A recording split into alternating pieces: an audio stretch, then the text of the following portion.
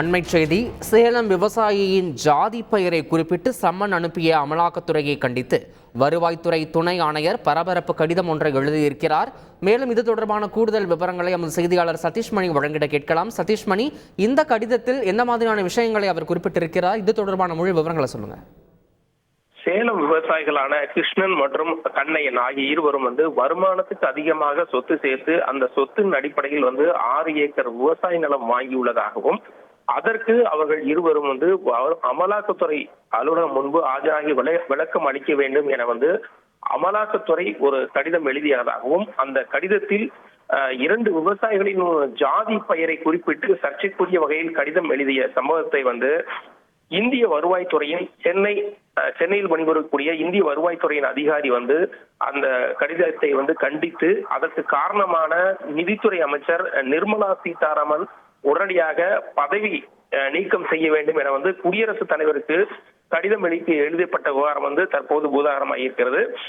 ஏற்கனவே இந்திய வருவாய்த்துறையினுடைய ஐஆர்எஸ் அதிகாரி பாலமுருகன் இவர் சென்னையில் உள்ள சரக்கு மற்றும் சேவை வரி துறையில துணை ஆணையரா பணியாற்றிட்டு வர்றாரு. இவர் ஏற்கனவே சேலம் ஆத்தூரில் கண்ணையன் கிருஷ்ணன் என்ற 2 விவசாயிகளுக்கு அமலாக்கத்துறை அனுப்பிய சம்மனில் ஜாதி பெயர் குறிப்பிட்டு அனுப்பப்பட்ட சம்பவத்தை தான் கண்டித்து இந்த கடிதம் எழுதியிருக்கிறார். சேலம் ஆத்தூரை சேர்ந்த கண்ணையன் கிருஷ்ணன் ஆகிய 2 விவசாயிகள் கிட்டத்தட்ட ஒரு 6 ஏக்கர் நிலம் வாங்கி இருக்கிறார்கள். அந்த நிலம் வருமானத்துக்கு அதிகமாக சொத்து சேர்த்ததாகவும் அதன் மூலம் நிலம் வாங்கப்பட்டதாகவும் அமலாக்கத்துறையினுடைய உதவி இயக்குனர் ஒரு சம்மன் அனுப்பி இருக்கிறார்கள். அந்த சம்மனில் 2 விவசாயிகளுடைய ஜாதி பெயர் குறிப்பிடப்பட்ட சம்பவம் பெரும் பரபரப்பை ஏற்படுத்தியது.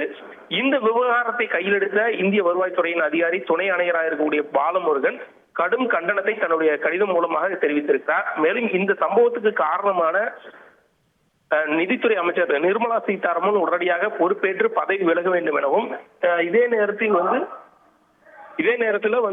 இந்த கடந்த 4 ஆண்டுகளாக இதன் காரணமாக விவசாயிகள் பணி செய்ய முடியாமல் திணறி வருவதாகவும் துணை ஆணையர் பாலமுருகன் கடுமையாக அந்த கடும் வார்த்தைகளை பயன்படுத்தி அந்த கடிதத்தை எழுதியிருக்கிறார். இதே போல நிர்மலா சீதாராமன் பதவியேற்ற பின்பு வெற்றிகரமாக பாஜக கொள்கை இயக்குநராக மாற்றியிருப்பதாகவும் கடுமையான வார்த்தைகளில் அந்த சம்பவத்தை தொடர்புபடுத்தி அந்த கடிதத்தை எழுதியிருக்கிறார்.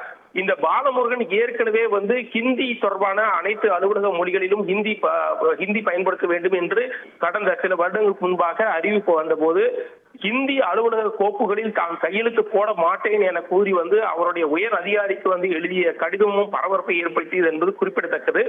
எனவே ஒரு இந்திய வருவாய்த்துறை ஐஆர்எஸ் ஆபீசர் இது மாதிரி ஒரு கடிதம் எழுதியிருப்பது பெரும் பரபரப்பை ஏற்படுத்தியிருக்கு. தொடர்ந்து இதற்கு காரணமான அமைச்சர் உடனடியாக பதவி விலக வேண்டும், குடியரசுத் தலைவர் உடனடியாக நிர்மலா சீதாராமனை டிஸ்மிஸ் செய்ய வேண்டும் என துணை ஆணையர் பாலமுருகன் இந்த கடிதம் எழுதியிருப்பது பெரும் பரபரப்பை ஏற்படுத்தி இருக்கிறது. விவரங்களுக்கு நன்றி சதீஷ்மணி. செய்திகளை உடனுக்குடன் தெரிந்து கொள்ள உடனே சப்ஸ்கிரைப் பண்ணுங்க.